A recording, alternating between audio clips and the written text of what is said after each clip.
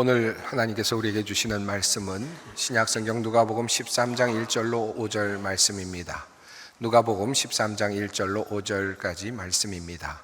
이 계시의 말씀을 봉독할 때 다 함께 살아계신 하나님의 음성을 들으실 수 있기를 바랍니다. 그때 마침 두어 사람이 와서 빌라도가 어떤 갈릴리 사람들의 피를 그들의 제물에 섞은 일로 예수께 아뢰니 대답하여 이르시되 너희는 이 갈릴리 사람들이 이같이 해 받음으로 다른 모든 갈릴리 사람보다 죄가 더 있는 줄 아느냐? 너희에게 이르노니 아니라. 너희도 만일 회개하지 아니하면 다 이와 같이 망하리라. 또 실로암에서 망대가 무너져 치워 죽은 18사람이 예루살렘에 거한 다른 모든 사람보다 죄가 더 있는 줄 아느냐? 너희에게 이르노니 아니라. 너희도 만일 회개하지 아니하면 다 이와 같이 망하리라. 아멘. 그때 마침 오늘 본문 말씀은 이 말씀으로 시작이 됩니다. 앞에 나오는 이야기와 오늘의 이야기가 연결되어 있음을 암시하는 그러한 말씀이겠습니다. 그땐 예수님께서 한창 무엇인가에 대하여 말씀하고 계셨던 때였습니다. 무슨 이야기를 하고 계셨을까요?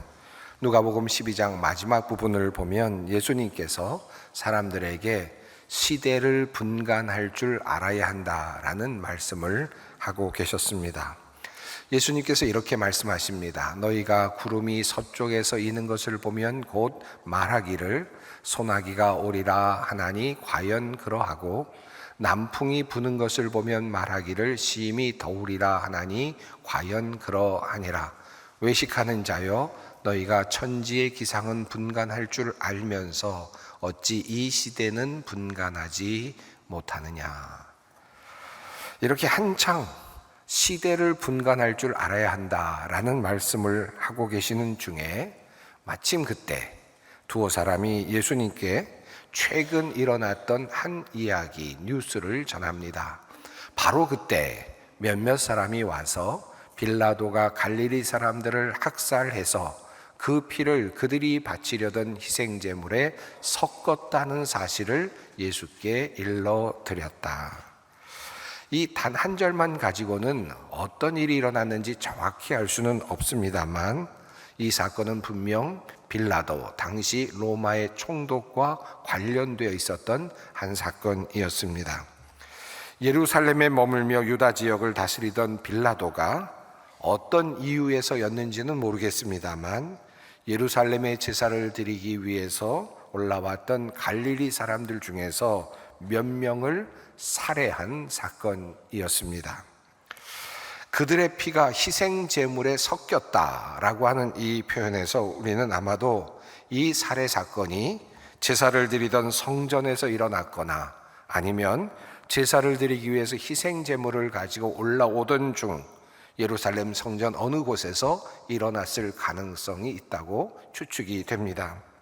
이스라엘 백성들은 제사를 드릴 때 스스로 자기가 드릴 제물을 가지고 올라왔죠. 양이나 염소나 이런 것들을 가지고 올라왔습니다. 또는 예루살렘 성전 부근에서 그것을 구하기도 했습니다. 어쨌든 예루살렘 성전 부근에 왔을 때 그들은 제물과 함께 있었을 겁니다. 그리고 제사를 드릴 때 성전에 들어가면 제사를 드리는 사람은 소의 머리 또는 양의 염소의 머리에 안수를 하고 그리고 그 양과 염소 혹은 소를 손수 잡는 일을 해야 했습니다. 소의 피를 흘리는 일을 하게 되죠. 그리고 그것을 직접 모든 가죽을 벗기고 모든 제사를 하나님께 드렸습니다. 아마도 이와 같은 와중에 군사들이 덮쳐서 아마도 그 갈릴리 사람들을 살해했을 가능성이 있습니다. 이스라엘 백성들이 바로 그와 같은 상황 속에서 죽임을 당한 것입니다. 그렇게 함으로 성경은 갈릴리 사람들의 피가 그들이 바치려던 희생제물과 섞이는 일이 일어났다라고 그렇게 표현을 하고 있는 것입니다. 만약 예루살렘에서 이런 일이 일어났다면 이 불경스러운 일을 어떻게 해석해야 할까? 이런 생각이 아마도 들었을 겁니다. 그래서 예수님께서 시대를 분간할 줄 알아야 한다라는 말씀을 하실 때 사람들은 예수님으로부터 이 사건을 통해서 우리가 무엇을 알아야 합니까? 라고 하는 것을 묻고 싶었던 것 같습니다. 어쩌면 이런 질문이었을 수도 있습니다. 갈릴리 사람들이 예루살렘에서 죽임을 당한 이 비극적 사건이 혹시 모든 유대 사람들이 독립운동에 대거 가담하게 되는 단초가 되는 그런 사건이 되지는 않을까요? 라는 질문일 수도 있겠고요. 이 학살 사건이 유대인 민족주의자들이 대거 결집하게 되는 어떤 촉발제가 되지 않을까요? 라고 하는 질문일 수도 있겠죠. 아니면 이 학살을 통해서 유다인들의 기가 꺾여서 더 이상 독립운동을 이어가지 못하게 되는 역사적 전환점이 되지는 않을까요? 라고 하는 또 다른 질문일 수도 있겠습니다. 이 사건이 이제 어떤 여파로 다른 상황을 만들어 갈까? 아마 그것을 예측하기를 원하면서 예수님께 이런 질문을 던졌을 수도 있겠습니다. 우리는 종종 살아가면서 이와 비슷한 고민을 할 때가 있습니다. 하나님께서 이 시대를 분간하라고 하시는데 우리는 이 사건을 보면서 어떤 마음을 가져야 합니까? 어떤 힌트를 얻어야 합니까? 이런 고민을 할 때가 꽤 많이 있죠. 러시아가 우크라이나를 침공한 사건을 우리는 어떻게 보아야 합니까? 이스라엘이 하마스나 이스라엘과 싸우게 되는 사건은 어떤 의미가 있을까요? 무엇의 징조일까요? 세계 종말 전쟁의 시초일까요? 아니면 이 세상이 새롭게 재편되는 어떤 새로운 권력 구조의 새로운 재편의 시작일까요? 새로운 냉전 시대로의 전환은 우리의 인류의 미래를 어떻게 이끌어 갈까요? 며칠 전 미국 조지아에서 발생한 한국 기술자들에 대한 입법 위반 검사와 추방에 가까운 자진 출국의 사건을 보면서 우리나라와 미국과의 관계가 이제 어떻게 될까 걱정하는 분들도 많이 있습니다. 도대체 이런 사건들은 이제 앞으로 어떤 일을 만들어 가게 될까 두려운 마음으로 이 시대를 분간하고 싶은 그런 마음이 들 것입니다. 그리고 우리는 이런 일이 있을 때마다 믿는 사람으로서 하나님은 이 나라를, 우리나라를 어떻게 이끌어 가시려고 하시는 것일까? 라는 질문을 던지죠. 또는 이 세상이 흘러가는 이 모든 거대하고도 도도한 흐름을 보면서 하나님은 도대체 이 세상을 어떻게 이끌어 가시려고 하시는 것일까? 라고 하는 질문도 하게 됩니다.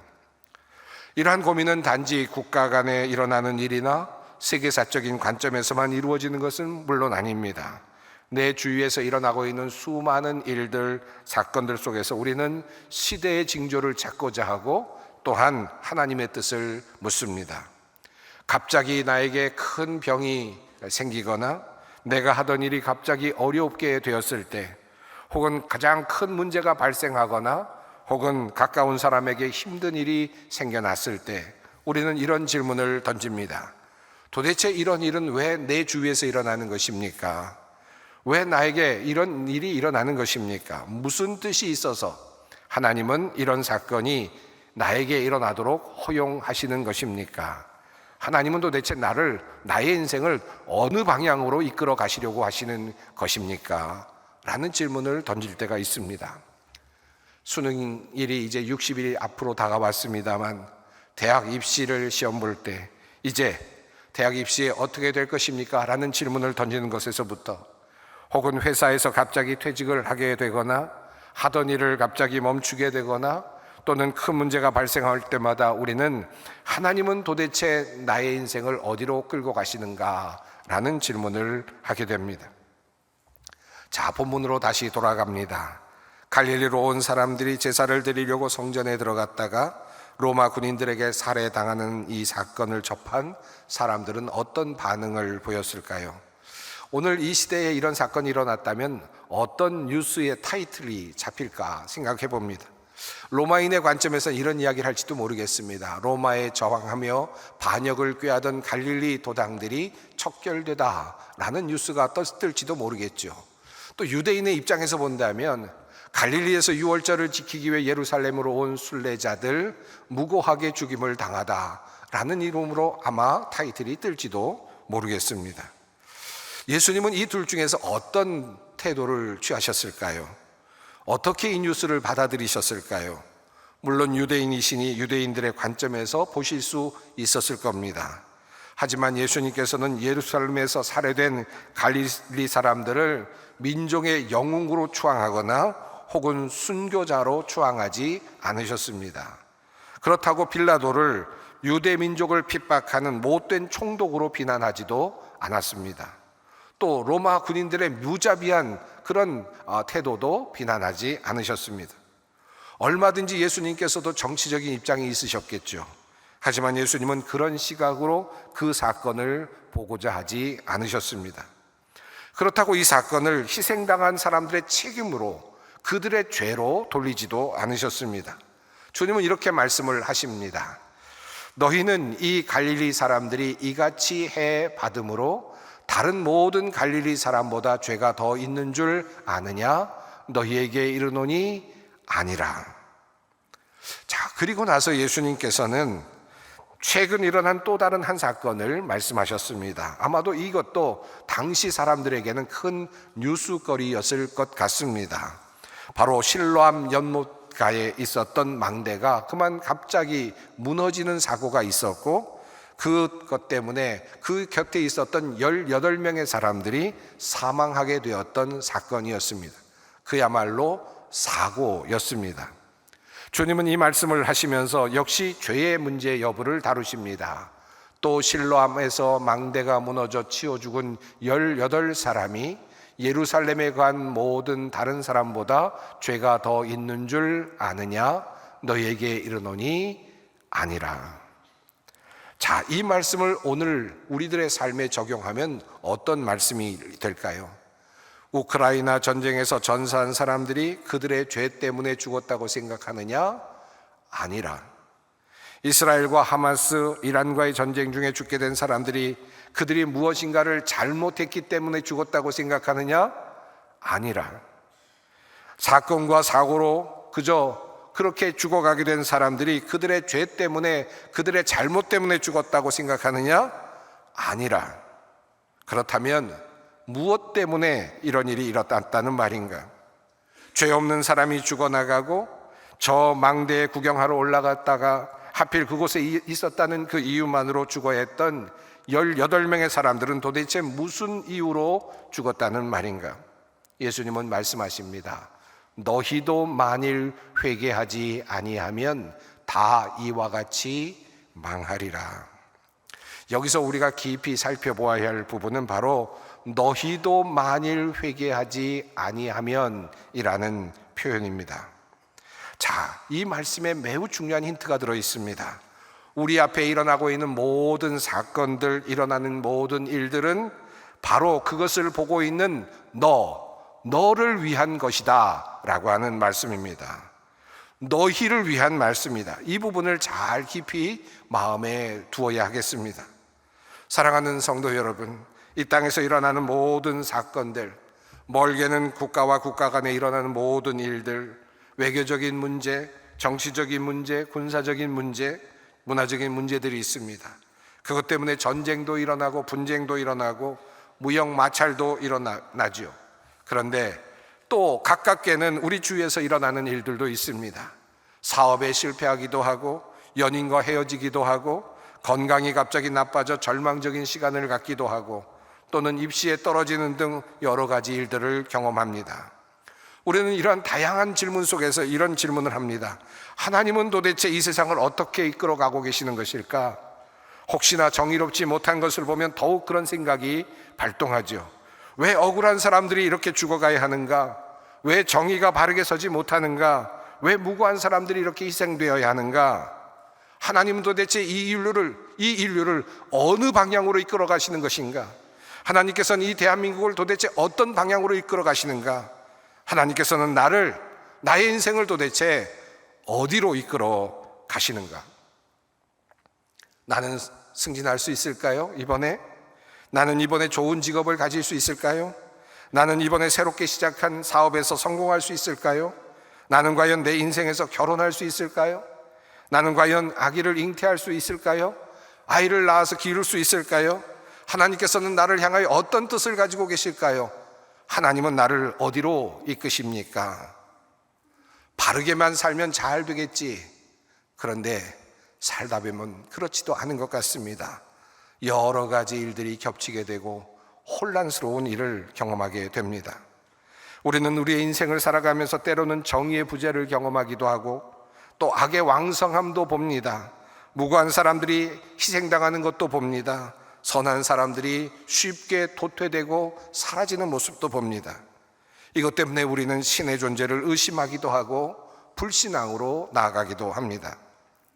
그러나 예수님께서 말씀하시는 이 시대를 분간하는 능력은 종말이 올 것인지, 전쟁이 이제 날 것인지, 또는 유대라고 하는 나라가 로마에서 독립하게 될 것인지, 아니면 독립전쟁이 일어나게 될 것인지를 예지하는 그 능력, 그것을 초월하는 의미입니다. 아마도 이런 것들을 포함할 수도 있겠죠.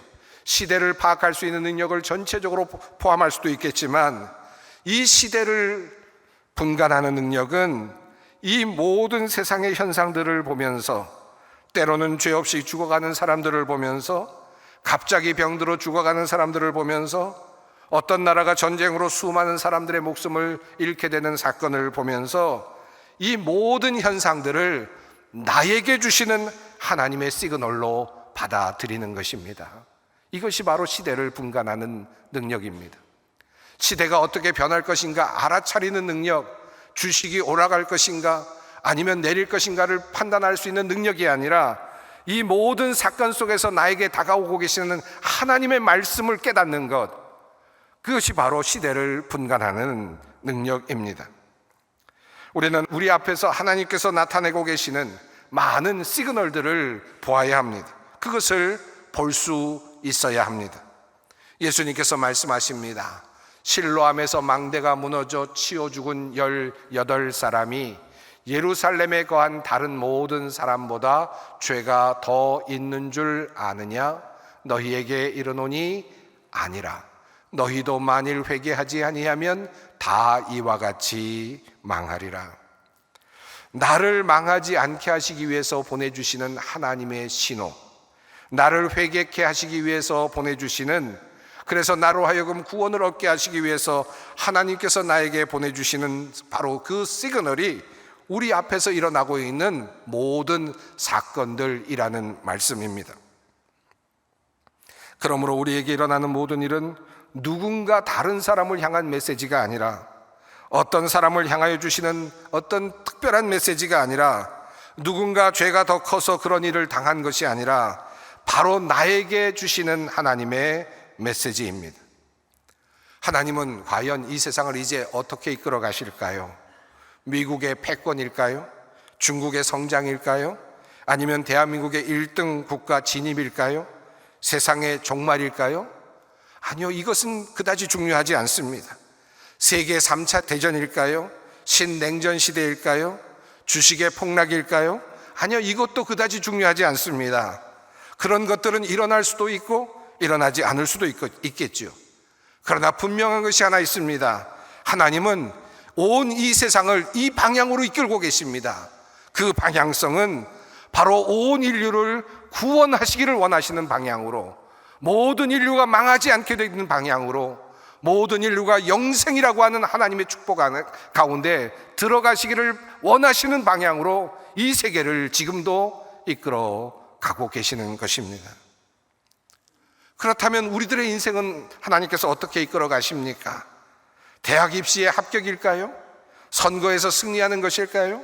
좋은 회사에 취직하는 것일까요? 건강하게 오래 사는 것일까요? 아니요. 이렇게 일어날 수도 있죠.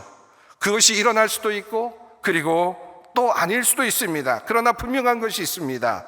하나님은 나의 인생 통틀어서 하나님을 알게 되는 길로, 하나님을 통해서 내가 영생을 얻게 되고, 그리고 구원의 길에 들어설 수 있는 길로 우리를 인도하시는 것입니다. 때로는 병을 주시기도 하시지요. 때로는 실패를 경험하시기도 합니다. 불의한 일을 당하게도 하십니다. 때로는 성공도 경험케 하십니다. 승리도 경험케 하십니다. 그렇게 하시면서 하나님께서는 나를 어디로 이끌어 가십니까? 그 종착역은 어디입니까? 나의 구원, 영원한 생명, 하나님 나라의 시민, 바로 구원받은 백성. 하나님께서는 우리를 그 길로 인도하고 계십니다.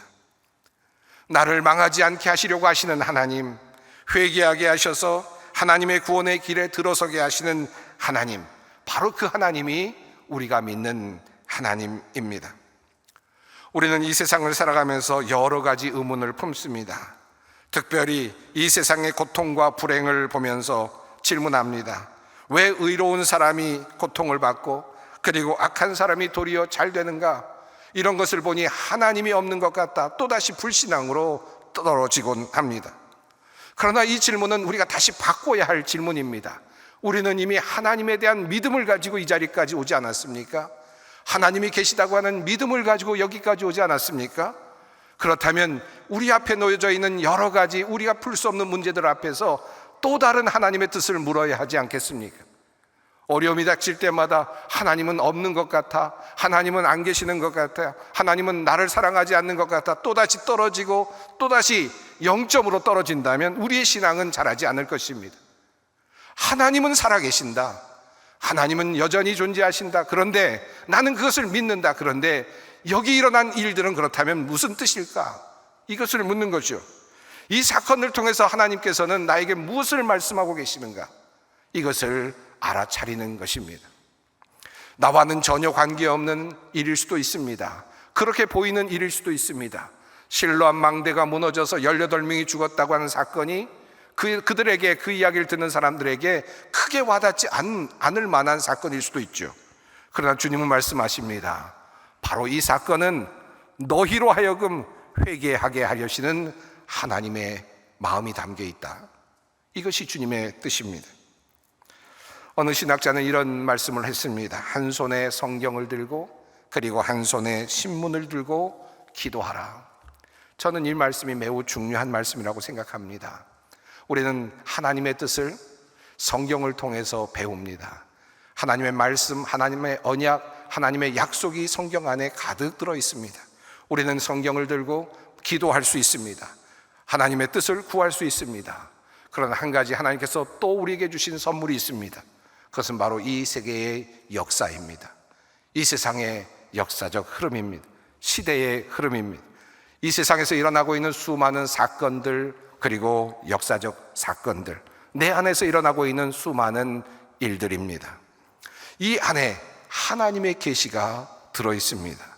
이 모든 사건들 속에서 하나님께서 우리에게 말씀하시고자 하시는 하나님의 뜻은 무엇일까요? 그것은 바로 하나님께서는 나를 회개케 하시고 그리고 나를 돌아오게 하시고 하나님의 사람이 되게 하시는 것입니다. 다른 사람들을 향한 신호가 아닙니다. 나에게 주시는 신호, 나에게 주시는 메시지입니다.